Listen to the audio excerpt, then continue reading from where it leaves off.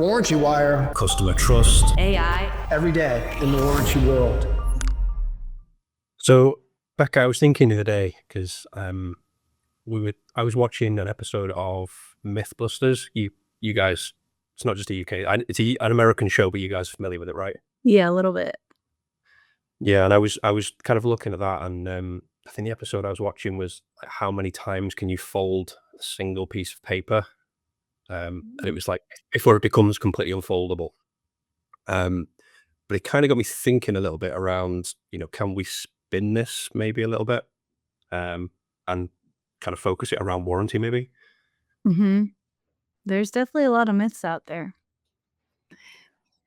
One of my favorite non-warranty myths is if you swallow gum, it'll be stuck in your stomach 7 years. Yep. When it comes to parenting, I feel like there's a lot of myths that we were fed. Now that I'm a parent, I also project them onto my children. But yeah, it definitely is not going to take 7 years to digest. No, and it is 100%. I mean, I'm not a parent myself, but some of the stuff that I was told when I was younger, and a lot of it was around like superstitions. So things like if you walk under a ladder, if a black cat runs in front of you, and and it's like the whole 7 years Yeah. bad luck. Mhm. Like it amazes me that we can even kind of like function on a day-to-day basis based on some of the stuff that our parents Seriously. kind of instilled in us. Yeah, even just last night, I think I said, driving home, like, "I can't turn the interior light on in the car because you will immediately crash or get pulled over by the cops, straight to jail." Yep. Absolutely. Yep. Sure. Yeah, so it kind of got me thinking about some of the myths that we have, and there are definitely a lot of myths when it comes to the warranty and F&I space. So it got me thinking about whether we could maybe pull together like a Mythbusters style podcast for the listeners. And I think there's no shortage of myths that we can start to bust. Yeah, there's a ton of them out there. What's your favorite one? So I think for me the biggest one is one that's very relevant at the moment, and it's about AI. And we've talked a lot about AI in the past, and the biggest one for me is that AI is completely going to replace all claims administration jobs, and it's going to completely put entire industries out of business. And that just isn't it. It's not true. It is a myth, and I think that's one that is probably the most relevant and prominent at the moment. Definitely. Yeah, I feel like everywhere you look, it's about AI taking over, and especially when you talk to younger people, like, a lot of kids in high school age or college are, like, rethinking their path because, like, what is it gonna look like? Is this job going to exist in 5 years? So when we think about warranty, we think about administration, you definitely wanna embrace AI, it's not going away, but it's not, removing the human touch yet either. So I definitely think there's a place where AI can help reshape what we do as administrators in warranty. We can get rid of a lot of those repetitive tasks, but we'll still need the human factor to focus on exception cases and those pieces of customer service where you really just wanna talk to a human. Yeah. Yeah, so I think, the myth really is that AI is gonna completely replace claims administration jobs, and I think the reality is that actually rather than completely replacing those jobs, AI is gonna completely reshape the role of administrators. Actually, it's gonna let them focus a lot more on the work that does require human insight, because there is always gonna be an element, especially when it comes to claims, where human intervention and human insight is infinitely more intuitive than AI, and certainly will be for the foreseeable future. Even as advanced as AI is, there still needs to be some human intervention in there, I think. So if I'm a warranty administrator and I'm ready to embrace AI, what does that look like? What are the steps that I need to do in order to be successful to have AI streamline processes, but still have humans that can help any edge cases? Yeah. So I think there is definitely some work that can be done now. And one of the big things is, as we know, AI only really works when it has defined parameters. Where can I go? What can I do? What do you need me for? So for me, administrators need to kind of start to fine tune those thresholds. So things like coverage rules, developing workflows. So I'll give an example. So let's say there is a new appliance model that requires updating. So what you need then to do is to update the AI's knowledge base for things like part compatibility, kind of tweaking that workflow on what questions to ask relevant to that new appliance. Um, so, I think that's certainly something that administrators can start to do now, to be able to train that knowledge base. Yeah, that makes sense. You're only as good as your knowledge base, and that's also additional role for the administrators to be responsible for is monitoring and feeding that knowledge base. So while AI can be the brain, the super brain, they still need somebody to feed that super brain, keep it up to date.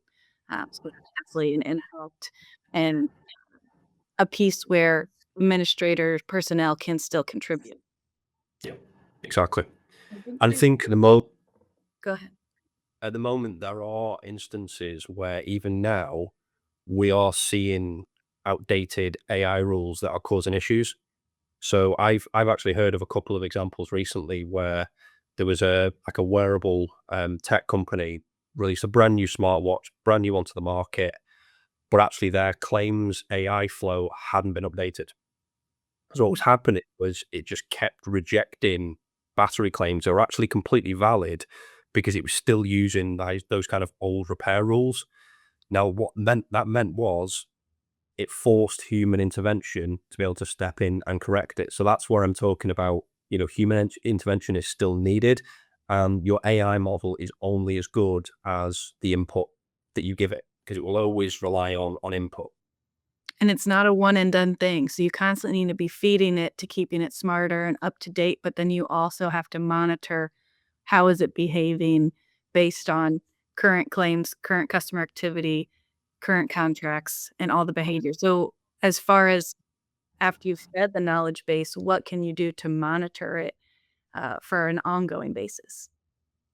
Yeah, so for me, monitoring it on an ongoing basis would be, feeding as much new information as possible, whether it relates to customer service, claims, general kind of contract adjudication.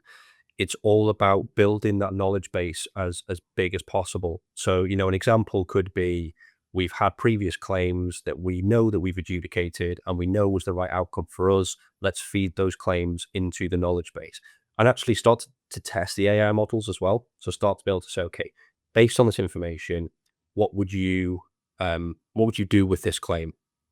And actually then based on the outputs that the AI model suggests, okay, is that consistent with what we expected? Is that consistent with what the actual outcome was? So you can feed it historical data. It's not just kind of up to the minute. It's historical data to be able to feed in and really test how strong that model is. Mhm. Yeah, that makes sense. I think the auditing and the testing is a huge piece because you gotta have confidence in the AI model before you're gonna deploy it to any customers, and you can't do that without, again, the human capital and the subject matter experts that already exist at your administration company. Exactly. So obviously there are going to be exceptions and there will always be exceptions to the rule when it comes to claims in particular. So what are your thoughts about how those exceptions can be kind of managed? Yeah, I think that's where the humans have to come in. So sometimes with claims and warranty, there's a bit of a gray area. So it's not always black and white where AI can clearly define this is the case that we need to take or which route whenever there's a fork in the road at at a particular claim. So with a knowledge base, you can train it to like, this is how we typically handle these situations, but there's still going to be cases where you need a human to take a look and make a decision on what you want to do. It may come down to our relationship with a specific dealer, and we have specific business rules with this dealer where we are going to make an exception in this case. So there's definitely points of time where the human needs to get involved, have that personal touch, give a great customer experience, and not always just rely on AI. And to solidify this point of exception management and needing human in the loop when it comes to workflow and AI, there's been legislation and compliance put out there in the healthcare world that we really need to take into consideration when it comes to warranty. So right now there are multiple class action lawsuits where in the healthcare world, these insurers were relying on AI too heavily to deny claims with no human oversight, and it led to several lawsuits. So states are starting to regulate this when it comes to claims and AI handling too much. So in California, for example, in 2025, they ban claim denials based solely on AI. And so in California, in the healthcare world for claims, you have to have human intervention to at least review claims that are being denied. There's other states like Arizona, Connecticut, Florida, Maryland, Massachusetts are introducing more legislation like this. So although we haven't seen it yet come into the warranty space, doesn't mean that it's not coming, because AI is still so new and evolving, so sometimes legislation just hasn't caught up. So as a warranty administrator, I think you really have to keep that in the back of your mind that, yes, we should absolutely embrace AI. It can help us immensely with efficiency, with speed, with, transparency, consistency across the board, but human in the loop is still a big piece. You still need your subject matter experts to make sure everything's going smoothly, doing audits, testing, jumping in for those exception cases. Yeah. And it definitely doesn't surprise me that California is leading the way when it comes to legislation, because when you look at CCPA, they're kind of typically first to the bat when it comes to legislation. And I know that a lot of it is still being developed literally at, the legislation can't keep up with the rate that AI is developing. So there are no benchmarks there at the moment. But that kind of comes back to how you can then monitor the model performance. We've talked about feeding in historic claims, but what's really important is that AI models, they can drift over time very, very, very minutely, but they can drift over time. So as products, as customer behavior or failure patterns change, you need to make sure that that model is keeping up with that. So, if we think about the way that administrators typically track their metrics, it's through accuracy, it's through false positives or negatives. So, the question really for administrators is, how can I actually catch that before they start to impact my customers? Because that's the critical piece. You don't want the use of AI to then immediately start to impact your customers. So, we've talked about legislation, we've talked about compliance, we've talked about training the model.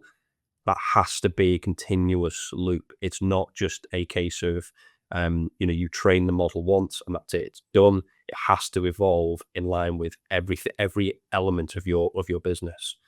So, if you think about the way that customer service calls are typically handled when it comes to AI, a lot of these AI models now are actually adapting to the customer. I've heard some really cool examples where, AI chatbots will kind of develop their way of dealing with our customer based on the sentiment of the customer, based on if they're happy, if they're angry, if they're upset.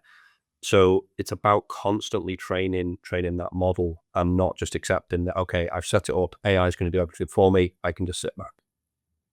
Absolutely. Yeah, and that customer piece, it could definitely be trained, refined with AI, but at some point, we've all had that experience when you're on the phone or going through a chatbot and you just say, "I just wanna talk to a human." Okay? Like, that hasn't gone away from a customer experience point. At some point, there are cases where you just wanna talk to a human to get you in the right place. So, as we mentioned, AI is not gonna fully replace customer service at this point. There's still gonna be those edge cases where you need your subject matter experts to step in, have that human touch, give the empathy, the sympathy, and get the customer back on the road in whatever way is needed. But AI can absolutely tailor that message, get you to where you need to be, and resolve probably 90% of the customer experience issues, and resolve those things, but there's still room for that human touch to come in when we talk about those exception cases. Yeah. And I think if you start to put it into context of a vehicle service contract or, tire and wheel, and really start to delve into the warranty space, for example, if we say a car's engine problem is partly covered under warranty and partly under a service contract, then actually the AI can spot the overlap and it can flag it, Mhm. but it can't decide who's financially responsible. And that's where, human judgment actually starts to step in. It's that classic case of like an autonomous vehicle. If it crashes, who's responsible? Is it the autonomous vehicle or is it the driver? It's that kind of paradox that we're dealing with now when it comes to AI and AI in the F&I space and in the warranty space. So yes, I think AI can definitely speed up claim approvals and it can reduce a lot of that repetitive work, which, let's face it, is a win-win for everybody. But that can really only be based on, if we think about from a claims perspective, your very simplistic claim. So I have a scuffed alloy wheel. Okay, yep, we've had the evidence, it's covered, great. Versus something that's very complex of a vehicle service contract where it's multiple components that have failed. We need to decide, is it pre-existing? Does it need inspection? Does it need follow-up? That's where AI probably, I don't want to say falls short at the moment, but it definitely can't be relied on 100% to come up with the right solution.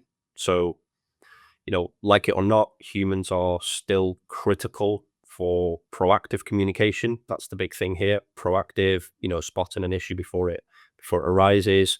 Escalations, the worst thing you can possibly do, I think, at the moment is if you've got an escalated call or a complaint, is to fire that customer to a chatbot, because I want to be speaking to somebody that has empathy, somebody that knows the process inside out, versus speaking to a chatbot and actually being able to add context to their decisions as well. Unfortunately, we haven't been able to uphold your claim. This is why, versus just it wasn't covered under the terms and conditions. Right? Yeah, totally. People definitely still want that human touch and experience. So as an employee who works at an administration company, the role doesn't have to go away, but it is going to shift. So you do have to have an open mind about adapting and kind of redefining what it means to have this administration cycle, because it's not just gonna be going through these motions, checking things off the list anymore. Now it becomes more of, as a subject matter for refine this model and improve a process. Yeah, exactly. So, kind of what would be your close on here in terms of, if as an administrator, I'm listening to this now, I'm thinking of kind of getting into AI, implementing AI in some way. Not really sure what that is yet, but what would be your kind of closing comments to an administrator? I think a great first place to start is looking at your claims process. So, of these repetitive tasks that you have in claims, what can you automate? Start building, your claims AI assistant, your historical claims data. Build a workflow for your first notice of loss so that that intake is automated, and then use your subject matter experts who know your claims processes, know the business, and can start refining and working with this AI claim assistant to make sure it's being accurate and delivering a good positive experience. So if you could start there and get comfortable with the process, then you can allow AI to reach out to the other portions of your business and not only benefit the efficiency, but the customer experience on the back end. Yeah, that's the key thing. And, I don't want to get too Terminator on this, but, we're not at the point of Skynet yet when it comes to AI. It is definitely here as a tool. When it's used, it's so impactful. I mean, we've used it internally within Axiom ourselves, and we've immediately started to see the benefits. And those benefits extend beyond kind of the typical automation that you think of when it comes to AI. It's about, how can I use it to improve my overall customer experience?